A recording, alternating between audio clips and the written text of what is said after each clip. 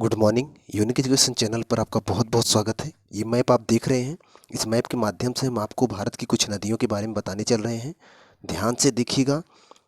आपका जो यूपीएसआई और एसएससी जीडी का पेपर होने वाला है, नदियों से एक दो क्वेश्चन जरूर आएंगे। उसके अलावा भी और आप किसी भी एग्ज़ाम की तैयारी कर रहे हैं, यहाँ से क्वेश्चन हमेशा आते हैं। मैप से ध्यान से समझ लेंगे, गड़बड़ नहीं होगा। तो शुरू करते हैं।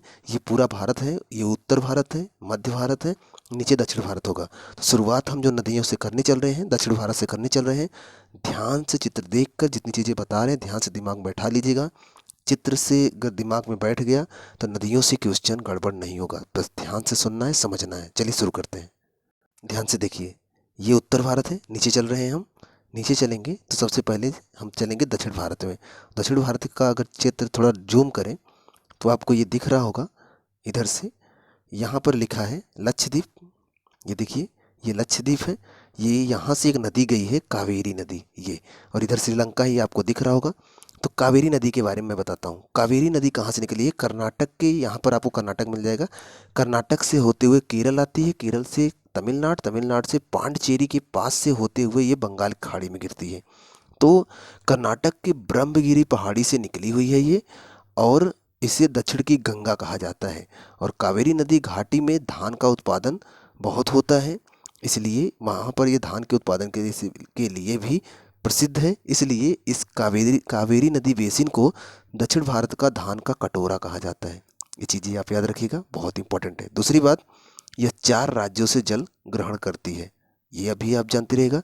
इसकी जो सहायक नदियाँ हैं वो हैं, उनका नाम है सिमसा, अर्कावती, हेमवती, अमरावती, काबिनी, भवानी, लक्ष्मण तीर्थ।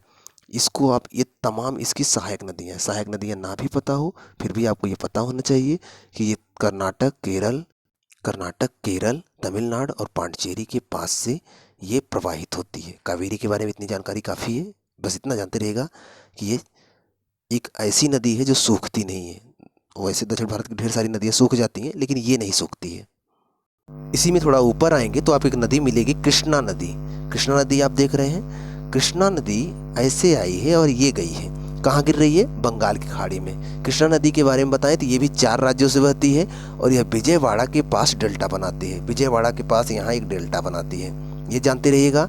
इसके अलावा इसे यह पश्चिमी घाट के महाबलेश्वर के, महाराष्ट्र से महाबलेश्वर की चोटी से निकली हुई है। जहाँ से निकली है पश्चिमी घाट के महाबलेश्वर की चोटी से निकली हुई है। और आंध्र प्रदेश के तट पर कृष्णा नदी और गोदावरी नदी के बीच में कृष्णा, जैसे ये कृष्णा गई है यहाँ से ऐसे, और इधर से गोदावरी आई हुई है, दिख रहे हैं आप ऐसे। तो कृष्णा और गोदावरी नदी के बीच में, कृष्णा नदी ये है, गोदावरी नदी ये है, इन दोनों नदियों के बीच की बात हो। एक झील है, उस झील का नाम है कोलेरू झील। इस क्षेत्र में एक झील है, उस झील का नाम है कोलेरू झील।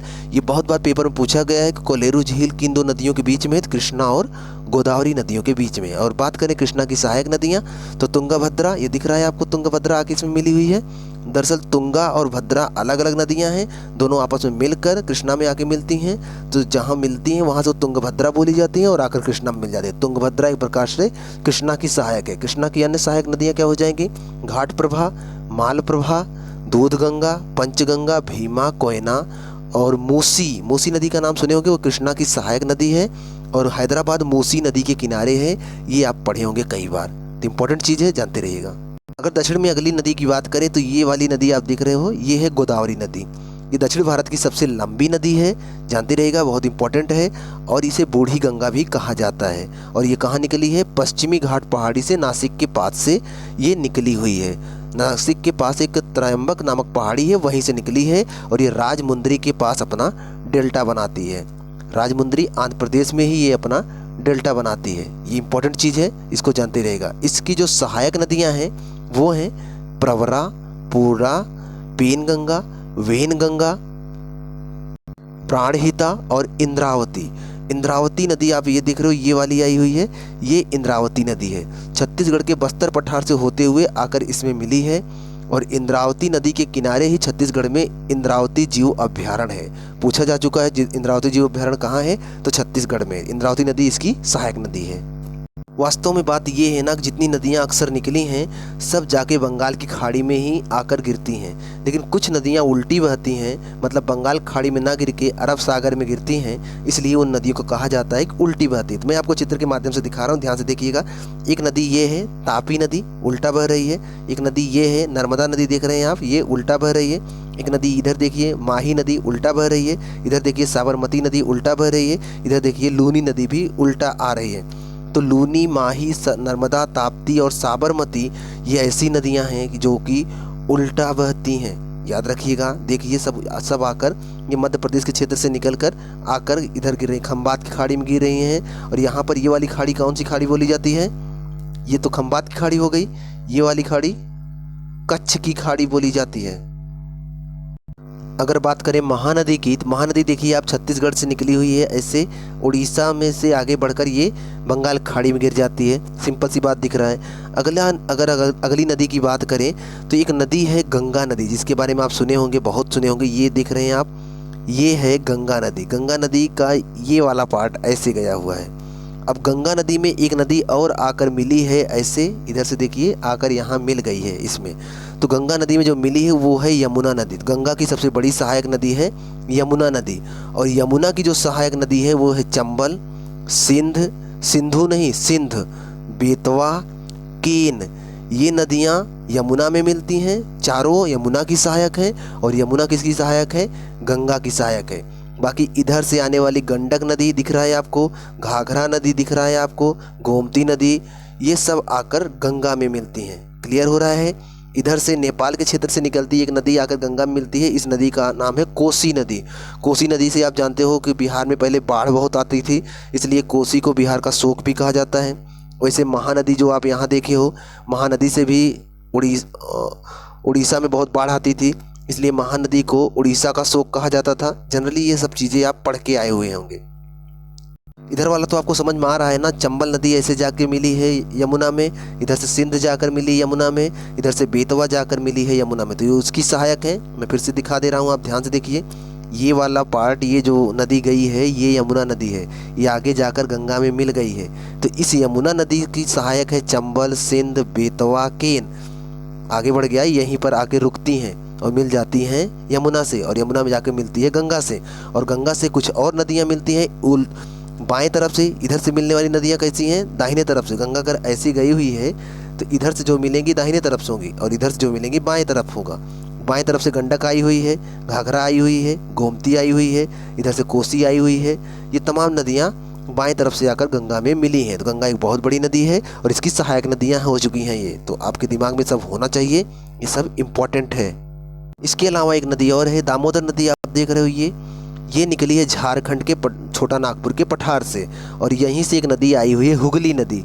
हुगली नदी पश्चिम बंगाल में बहती है, और दामोदर नदी झारखंड के छोटा नागपुर के पठार से निकलकर आकर हुगली में मिल जाती है। और हुगली नदी के किनारे ही कोलकाता बंदरगाह है, या फिर कोलकाता हुगली नदी के किनारे है, ये आप जानते हो। और जो ये हुगली नदी है, इसमें पानी कम ना हो इसके लिए गंगा नदी पर एक बैराज बनाया गया है पश्चिम बंगाल में। बैराज मतलब बांध बनाया गया है जिसका नाम है फरक्का बांध या फिर फरक्का बैराज। वहाँ पानी रोककर हुगली नदी में प्रवेश कराया जाता है ताकि हुगली नदी में पानी कम ना हो। उसके बाद गंगा इधर से आगे बढ़ती है और आती है बांग्लादेश में, और बांग्लादेश में इससे एक नदी मिलती है। उस नदी का नाम है ब्रह्मपुत्र। दरअसल ब्रह्मपुत्र तिब्बत से निकली है, ये देख रहे हो आप, तिब्बत में उसे सांगपो कहते हैं। तिब्बत से निकली है और यू टर्न लेकर अरुणाचल प्रदेश से एंटर करती है। अरुणाचल प्रदेश में इसे देहांग के नाम से जाना जाता है। देहांग के नाम से आगे बढ़ती है और असम में इसे ब्रह्मपुत्र के नाम से जानते हैं। उसके बाद आकर ये बांग्लादेश में मिल जाती है गंगा से, और गंगा से मिलकर फिर आगे बढ़ती है और जाके गिरती है कहाँ? बंगाल की खाड़ी में। तो क्लियर हो रहा है आपको।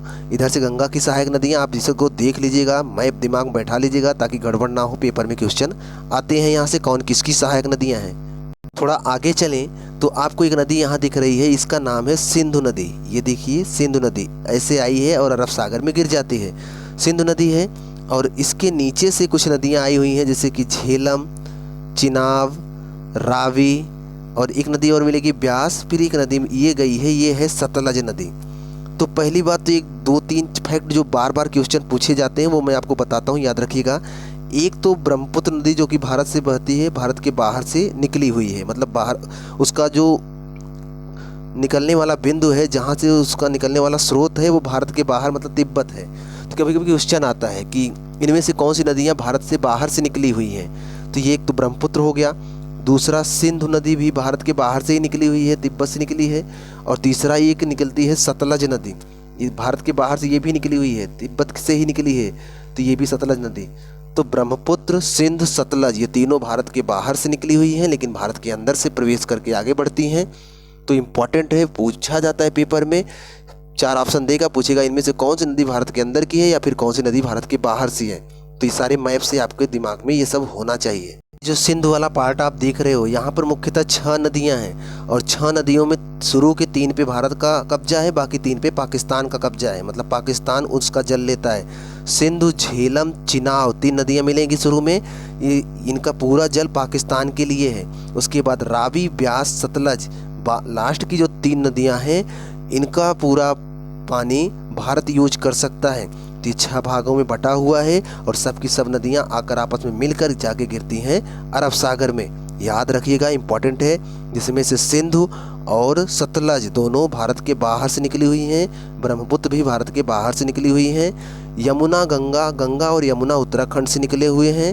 ये तमाम चीज़ें हैं, याद रखिएगा। इसके अलावा जो ये अब नर्मदा नदी यहाँ हमने आपको दिखाया था, ये जो नर्मदा नदी दे रखा है आपको, नर्मदा नदी ये जो गया हुआ है ये अमरकंटक की पहाड़ी से निकला हुआ है, और यहीं से एक नदी और निकली थी, सोन नदी। ये देखो, ये गई हुई है, जाकर गंगा में मिलती है सोन नदी, और यहीं से निकली हुई है नर्मदा नदी। ये इधर आई है, सोन नदी इधर गई है। तो एक बार क्वेश्चन आया था, कई बार आया हुआ है कि कहाँ से ऐसे पूछता है, अमरकंटक से कौन सी 2 नदियाँ निकल के विपरीत दिशा में जाती है। देखिए, नर्मदा इधर आ रही है, सोन इधर जा रही है, विपरीत जस्ट जा रही हैं, पूछा जाता है। थोड़ा नीचे आएंगे तो यहीं से थोड़ा तिरछे में निकलती है महानदी, जो कि उड़ीसा से होकर बंगाल की खाड़ी में गिरती है।